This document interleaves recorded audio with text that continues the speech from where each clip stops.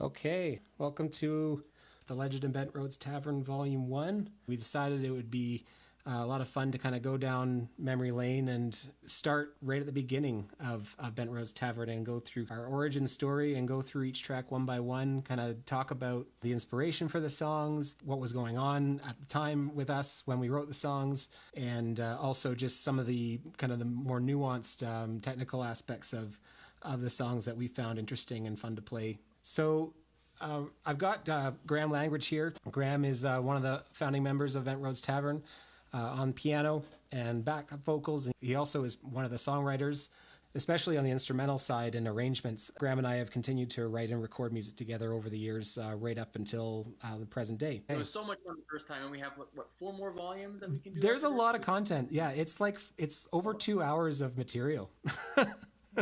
Nice. So 36 tracks in the Legend of Bent Roads Tavern. This is really about kind of retracing our steps, going back through what was such an important time in all of our lives. I speak for myself. It's been a real trip. It's been really rewarding, reconnecting with the fans that were a part of that with us at that time. There's so much history and memories. What we're going to do is we're going to go through each song one by one.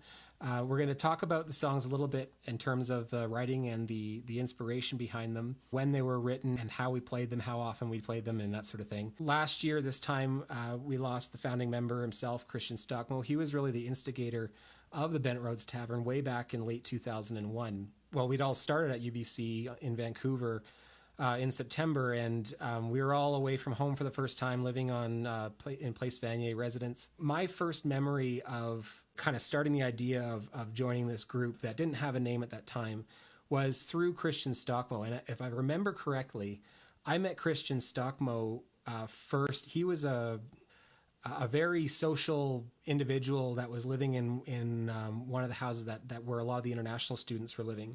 And he always put the spotlight on other people. He just had this really natural leadership quality about him that really made people want to meet him and talk to him. I remember there was a time where he found out that I played guitar, and Christian knew everybody, it seemed. So he knew people in my house and ended up getting connected with me. And he said, like, look, I really want to play music with some other people. Like, would you be interested? This is what I play, and this is what I think. And I had just come from a rock band, a 4-piece alternative rock band in Toronto. And I was also in the process of auditioning as the bass player for Mariana's Trench, who nobody had heard of at the time. So I was really much in the rock, to a lesser extent, the Dave Matthews Band type stuff. But really, that's where my head was at. But Christian, he was a folk artist, and I listened to some singer-songwriter stuff in my teen years as well. And so I'm up for anything really. I just want to play music. And Christian introduced me to Graham. And you were the first person in the group that I met other than Christian. And I remember he basically said, like, okay, well, we got exams coming up and we got to, hunker down, but let's resolve to start playing some music together. And we'll kind of get this going now. And then by the time we come back after semester break, we'll be ready to go. And that's my first memory. How about yourself, Graham? I think I was playing piano in I think there was like a lounge in the main venue, sort of just like the common building. There's a little piano sitting there, I think, if I recall. And I was just playing it one day, and he walked up behind me and kind of sat next to me. And that's how he met everybody. He literally just talked to every single person he walked by, I think. And he just sat down next to me and said, "That sounds good." And then I feel like I was in his band pretty much immediately. He was just ready. I don't even think he heard what I was playing. He just thought, hey, there's a person who is sitting at a piano. They must be able to be in my band. So that's, he was just the friendliest guy. And interesting. I think that was early on in the year. And I was pretty much not really hanging out with people at that point. I was pretty shy. I grew up in a pretty small town. So being at UBC campus, I was a little bit shy. I wasn't super social. I wasn't willing to take a lot of risks. So kind of credit Christian for being the first person to kind of, approach me like that in a way that affected me for the next how many years. Mm-hmm. So it's a pretty fond memory. It really is, because it was like just some really nice guy.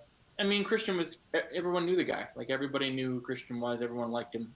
I don't know how he did it. To this day, I don't know how he did that. Yeah. Just with him. Oh, yeah. I just finished a summer semester at Banfield Marine Station. I'd taken my hand drum out there, like every good wannabe musician hippie does. And so I came back to UBC, and one of the people that was in my course out there was like, "Oh, you got to meet this guy named Ian Bridwell, who I think was Graham's roommate or something." So I met him at Granville Island one day with a mutual person that we knew. And he was like, "You got to come down to the basement of Place Vanier on like a Friday night at 7:00 or something." I don't know the time exactly, but I was like, "Okay." And he's like, "Bring your drum, like it'll be fun." And I remember showing up there right on time, and there's me and one other guy there, and the other guy was just like stoned out of his mind, and he played harmonica, and he's like, "Hey man, you want to jam?" And I was like, I remember it so clearly. I was like, "I'm good," because this guy was just so high, and I don't know how to play with just a harmonica player. At least I didn't at the time. And then Graham and Christian came, and I guess the rest is history. Oh yes. Yeah, fantastic blues harp player, and honestly, He was awesome. Yeah, and he could play like John Popper style harmonica at that age. Like I'd never seen that before. He played with us a couple times as a guest musician. We'll get more into the material that was recorded back in 2001, 2003. But as part of setting up this first song, there's a very important reason why Sweet Mirona is the first song on the Legend of Bent Rose Tavern, and also why the album art for the Legend of Bent Rose Tavern is inspired by the Midnight Sun scene with the mountains and the artwork style using Crayola markers to draw the scene. This song was written entirely by Christian Stockmo. This was my favorite song that he wrote, but we never actually played it live. And when we recorded it, it was so late that the only recording I had of it was such poor quality because everybody was so tired. Everybody was so far away from the microphones that it was basically like he was sitting on the other end of the room. And it was him, I think, piano and some violin, and this horrible ground hum through the entire recording that was so bad that I couldn't salvage the recording. When we learned of Christian's passing last year, I think it was Liz initially who reached out to us and said, "Hey, did you hear the news?" And of course, like it hit us all very hard. We were devastated, and all these memories came rushing back.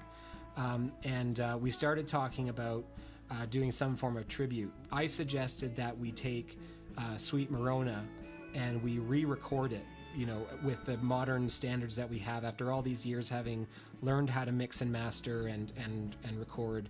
If you listen carefully at the end of the song, at the last verse, I did take a snippet of Christian's recording of this, and I put it in as a backing vocal accompanying in that last verse before the outro. We ended up submitting this to the CBC Searchlight competition. We ended up kind of promoting it around a slideshow music video that went along with it to show to friends and family. And I was really surprised. Well, I wasn't surprised, but I was really heartwarmed by the response, and so many people sharing memories of Bent Rose Tavern, and that sort of inspired me. We had these recordings from so long ago. Most of them were so poor quality, but it really captured the essence of who we were at that time. And they're songs that I still think about and sing today. And similarly for everybody in the group, we still reminisce and talk about it. So anyway, we re-recorded the song. We recorded it at in our home studios, but also the drums and the piano was recorded at Woodynook Church outside of Sylvan Lake. Beautiful sanctuary with great acoustics, and I've always loved going there to record. Originally, when we first formed, so in the time when Volume 1 material was written and recorded and performed, it was 7 of us. Anthony Lee on saxophone, that was Anthony Lee you heard in the flesh on that recording. He right now lives in Bristol, UK, so we did the recording all remotely where we couldn't be. We also have Liz Campsell, who is the violinist, and also she was doing the backup vocals on Sweet Mirona. Both of those individuals are just absolute geniuses at their instruments. One of the reasons why I got so excited about Bent Rose Tavern way back in the day was that I had never heard anybody with those instruments play that well before, let alone that they were in the room with me playing songs that I had written. It was an absolute delight to have those tones in the jam room all that time. The improvisation abilities, the intonation that they had with their instruments, and still do, really, was a huge add that's critical to the sound of Bent Roads Tavern. I wanted to mention too that, when we first started playing as a group, it was mostly in that basement jam room at Place Vanier. It had an upright piano that was kind of out of tune. It was small and cramped. People would drop in on their Thursday, Friday, Saturday nights when we were rehearsing there, for example, if we weren't playing a show. We'd just hang out for however long. People would sit on top of the upright piano and hum along with the songs, all in that room. And we called ourselves initially Practice Room A. That was the original working title of the Bent Roads Tavern. Right. And it was Christian that came up with the name Bent Roads Tavern. And I don't remember exactly how he pitched it or when or why, but I do remember him telling us, he was pretty passionate about that name. And the reason why he was because the Bent Road Tavern is a reference to the original Robin Hood, Adventures of Robin Hood movie from 1938. Robin Hood and his entourage, on their way to Nottingham to confront the forces of greed and oppression, they stopped during a storm at night. It's only brief, it's only a couple seconds, but there's a sign above the tavern door that says Bent Road Tavern.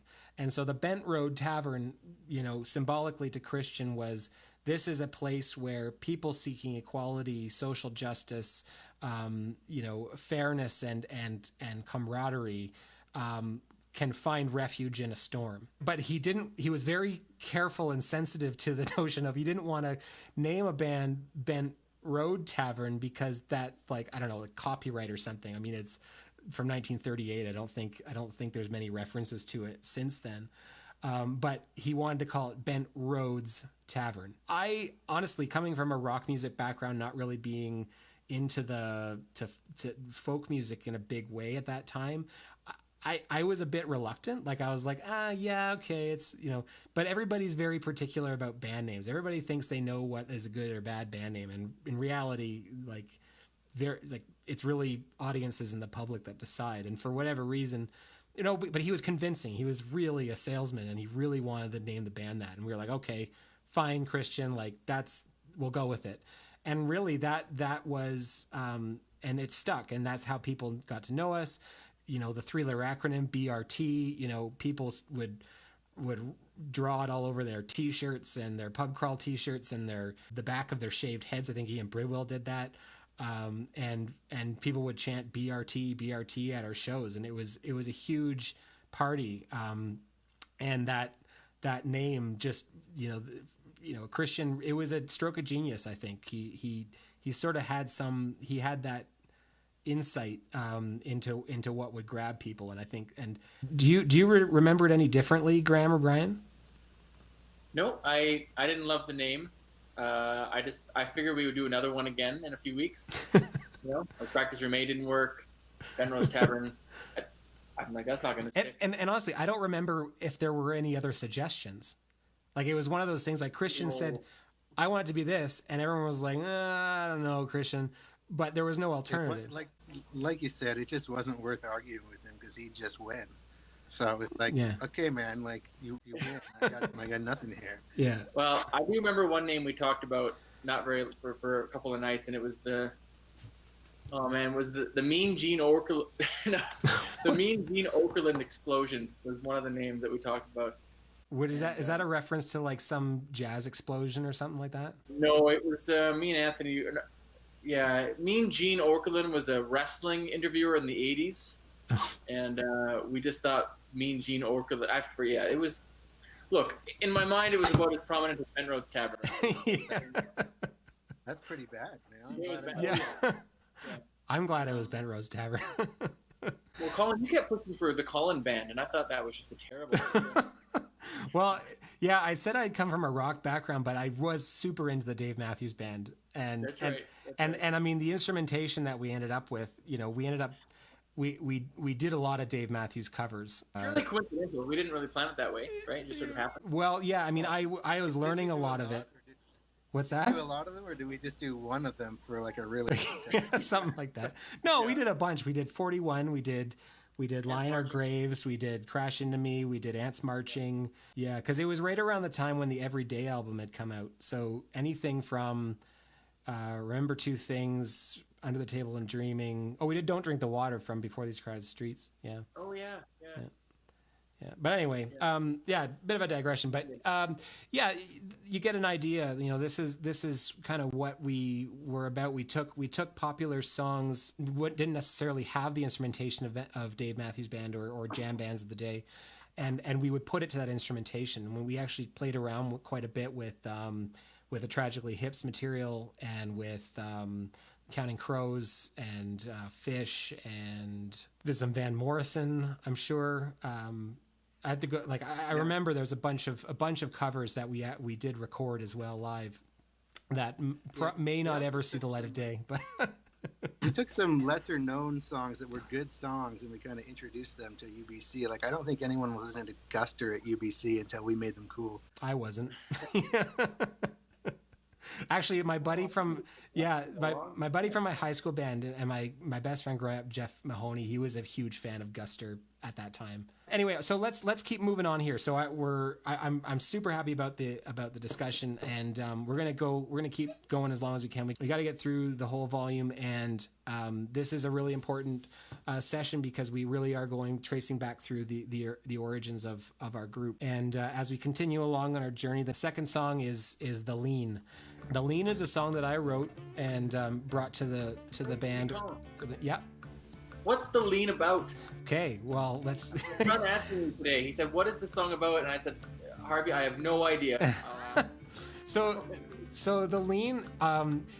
The lean, it comes from the line, I see a need for postmark fiends of the urinal lean. And I'm not really like in a good place to really describe it at present, but the lean really is about, you know, feeling like you know something that everybody else doesn't, but in reality, you're the one that needs to get themselves sorted out, and kind of coming to terms with that.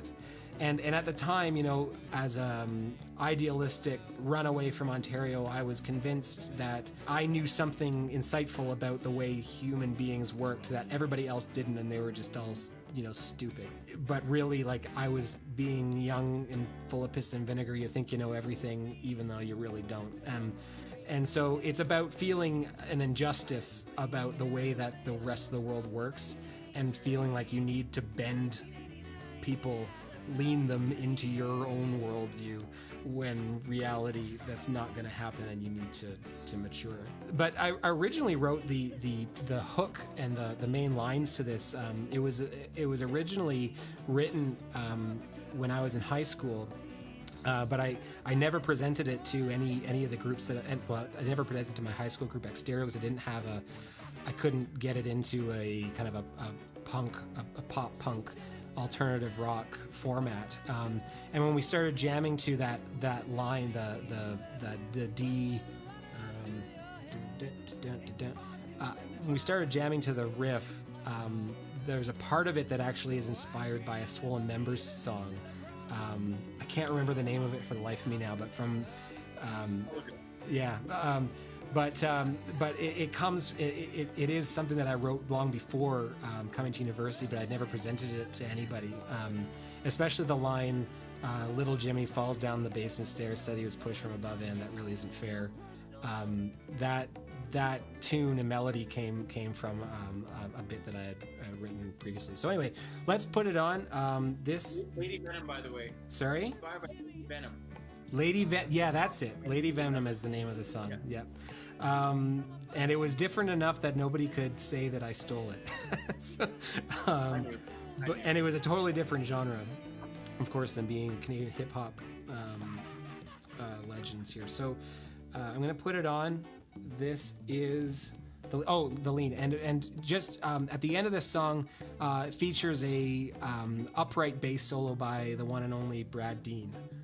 What a bass player! Like I remember that too, actually, and I never talked about Brad before that we played this tune.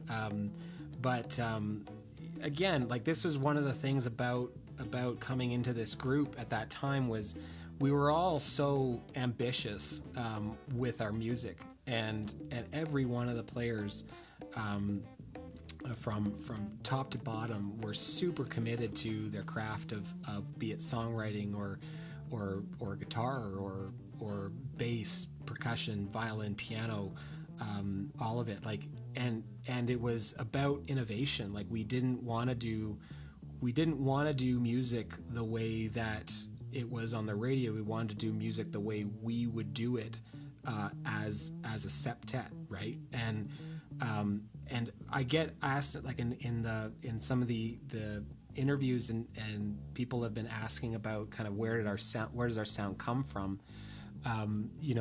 Really, it was, I keep describing it. It's kind of, it was just the clash of all of our upbringings and the style that we learned growing up, and morphed it into something that you hear. So it's sort of a clash of folk, contemporary and modern folk, jazz roots mixed in with some flashes of protest punk. And really, I don't think it was super intentional at the time. It sort of evolved that way. Yeah, we didn't really have a master plan. It was non-pretentious hanging out. Like it was just a really organic thing. We just played. You and Christian wrote really great songs. That was the base of it all. It wouldn't have worked if you guys didn't have really awesome songs, and you guys did. And I'd never played original songs that were that good before, so I was just happy to be playing. I think everyone was too. And yeah, when I say that, I just don't think we had this kind of grand plan. We just wanted to do. There wasn't any kind of box. We just all did our own thing, and it just happened to work. I think we, it just happened to all meld together. There was never there's never a member that was doing things that didn't really work.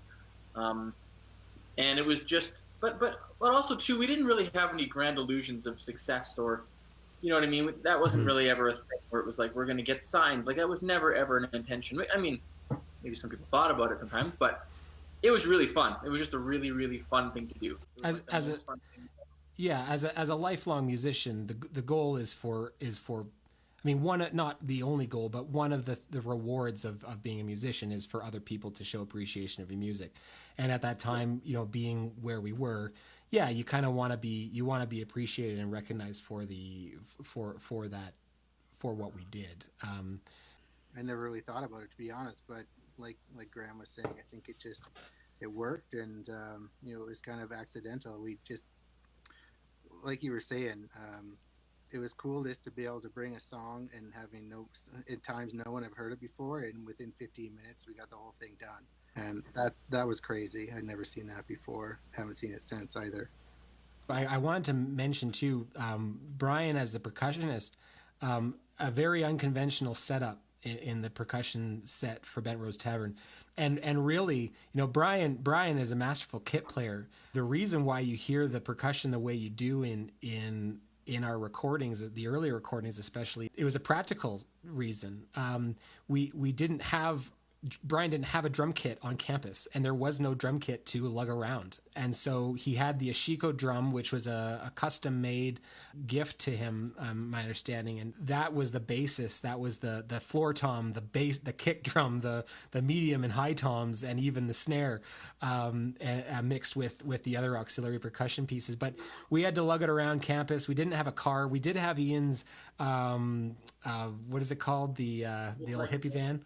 But really, most of the space was taken up by Brad's bass. So there was no room in any mode of transportation we had for a drum kit. And so all of our shows, whether it was on campus or not, had to use that setup. And so that's what we had to work with. But it did create a very interesting dynamic in the percussion, because percussion is much more orchestral with that setup. And it doesn't have that same, like you're expecting to hear kind of like this snare and kick and hi-hat driving pattern, because the music is it flows in that way, but it's not there. And do you think it sounds empty or hollow, or does it sound interesting and innovative? Right. I mean, definitely it was to each their own. But with the 7 instruments that we had playing, there was always something interesting going on for the audiences to listen to. So I think it was just that sound. Going forward, of course, I do want to use the kit, because I think that in recordings, especially, the kick and the snare really do cut through in ways that just the Ashiko as the base of the percussion does. But yeah, what do you think, Brian? Well, I think there's a lot of truth in that. There was no room on stage. I mean, there was only one venue we played that had the room for a drum kit, and that was the Pit. We played there a handful of times. There was no space at the gallery or Curtis or anything like that. And we had one mic. Like, we wouldn't. Like, what were we gonna do? Right. Yeah. Fair enough. Yeah. Fair enough. I know. Brian, didn't we talk about, like, a lot of time we spent saying, well, you'll get your kit eventually, and we'll add the kit. Like, we'll put that with the band. And we did. I brought it over, and right. then we didn't use it. Well, yeah. I was going to say, because I think by then that was like our sound. I think we just loved how the 7 instruments fit together. And by then you had a setup. It wasn't just a hand drum. You had this rack of stuff around him as well. I mean, I bought little bits and pieces here and there when I got my student grants. Yeah. But yeah, I mean, like you said, all I did was just take the drum kit and turn the Ashiko into that. Yeah. And there was really no one doing that, with the exception of the dude from Guster. Right. There was no one doing that until Jason Mraz started doing that about 5 years after we did. Definitely a ripoff. Definitely ripped us off. Totally. Yeah. I know. So I saw a show in Vancouver, and I was like, what? that was really it. There's nothing like there was no magic to it. It was just like a backbeat on a hand drum. Yeah, that's it. Yeah, right on. Well, the next song that we're gonna play here, the next on the list is "Let's Go to Newfoundland," and that one features the Ashiko driving the pattern throughout the song in a East Coast inspired Celtic rock tune. It's funny, this song, this was an early song that I brought to the group, and I was trying to write something fun.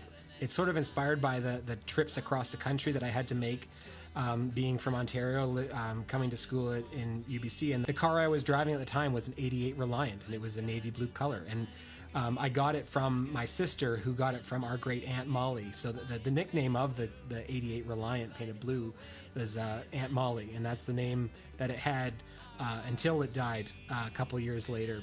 Anyway, this song, this is one of the songs that when they think about Bent Rose Tavern, this is one of the ones that people often sing along or reminisce about. This is also one that we're looking at re-recording to be part of a future release.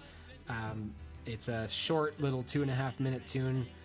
At this point, before we move on to the next tune, which is forgive me, it's backwards. I want to talk about just what you heard in the "Let's Go to Newfoundland" song as far as the recording quality goes. One of the things that has really just been a thorn in my side all these years with the recordings that we had was we were such a rudimentary setup, really not much expertise to speak of as far as recording, mixing, and mastering goes.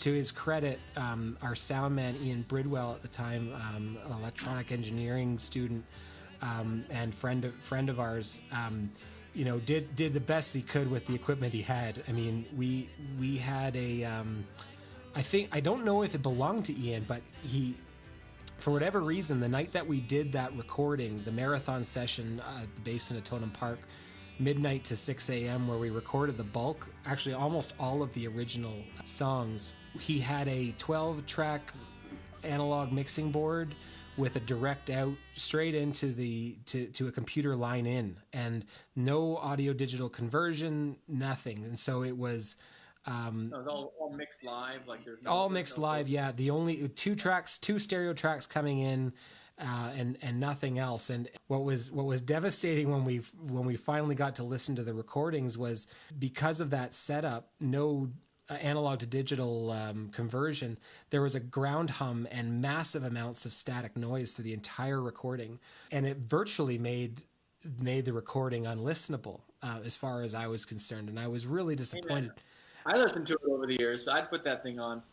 Yeah. It was After that, I didn't want to put out recordings that were that quality, but it was all we had, and people were really wanted to hear and have that keepsake from that time. So we pressed it. I think we made, you said, Graham, what, 300 copies? I forget. I thought we each had like 100 or something. Yeah. No, it wasn't that many. Maybe it was just 300. Yeah. And I still have a couple copies, and that's where the masters reside from that session. Over the years, as I got into recording techniques and recording software, and it's gotten so powerful over the years that there are actually now audio restoration softwares that can actually go in and try to eliminate the ground hum and the static. So in Let's Go to Newfoundland, what you just heard, it's definitely not high quality production quality by modern contemporary standards, but believe me, it's way better than it was. So those recordings are now kind of the basis of our catalog. And so what we want to do now is, find the songs that really, still resonate with us and people still really want to remember and listen to, and re-record them track by track with contemporary standards. And we've started with Let's Go to Newfoundland. So let's move on to Backwards. This is another short tune, another one that I brought forward to the group.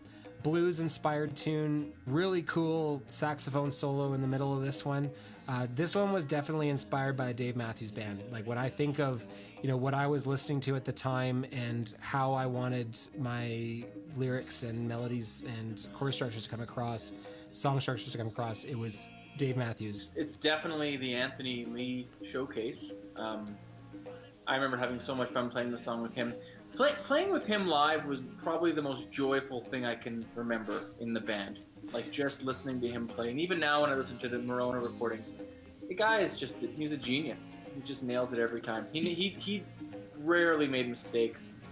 Everything he played was gold. And this song is a pretty awesome song for that. Yeah, and speaking of the Dave Matthews Band, there is on YouTube, I put it up on our channel, there is a recording of Anthony doing a solo to number 41 during one of our epic long covers of that Dave Matthews track. And it's a 3.5-minute solo, but I challenge anybody to point out a mistake.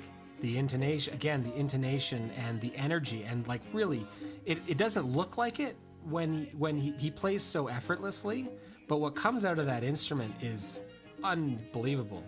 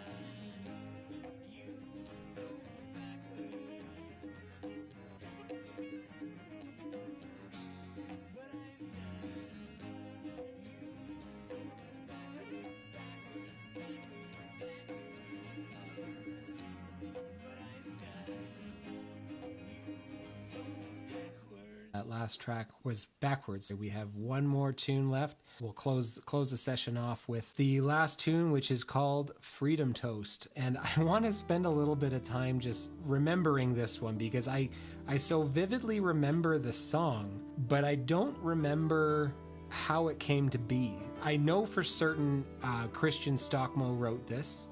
And I know but I'm not so certain that Christian Stockmo named this song, because what tended to happen in our band was we would come up with a song and we'd write it out and we'd play it, but then and the songwriter would have a name for it, but then usually either Graham or Liz would come up with some obscure name that then would stick.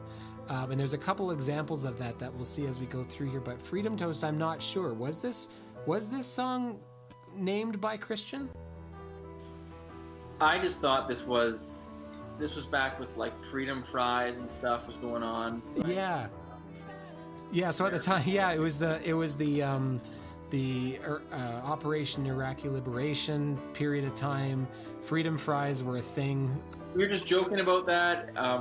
About how ridiculous it was, and then I don't remember. We were probably having food one morning, and someone made a joke about Freedom Toast. When the U.S. ice cream, let's go Freedom Burgers. Like, it just became a joke. Yeah, it was the U.S. and France were having a dispute at the time, and George W. decided that they were going to rename French toast and French fries Freedom Toast and Freedom Fries. Did Christian name it that, or did somebody else? My guess would be Liz. That'd be my guess. Yeah. I have a quick question about this song too, Colin. Wasn't this we recorded some songs for a student movie at some point, like soundtrack songs? Yeah. The B-sides. Yeah. It was. Yeah, it was. But I don't remember, and I also don't remember that recording session. Was I actually part of that recording session? I think I was because my guitar's on it, so I must have been in there, but I don't remember actually doing the recording. Okay, I know the whole band wasn't there. Maybe there's no saxophone. Maybe I know there's a couple things that it was much more, mellow and just background. So I don't think it didn't have the normal sound that we had. Yeah, but it is Christian, and is it Christian's vocals in there too? Yeah, he kind of hums along with it, I think. Yeah. But on the B-sides, there were a few songs that were from that session. Carnivores, for example, that we'll get to. This is a Christian Stockmo original. This is just the tip of the iceberg of Christian Stockmo's brilliant songwriting. When we get into volume 2, 3, and 4, you're going to hear more of that traditional folk lyrical wizardry, storytelling prowess that Christian Stockmo was known for. But we're gonna close off the evening tonight. Thank you guys so much for listening. We're gonna have this up on Facebook. We're gonna put it up on YouTube. I'm also gonna go back and start to cut some of the segments down into shorter pieces so that people can jump in at any point they wish to hear the commentary around the songs that they want to hear commentary to. Thank you so much for listening.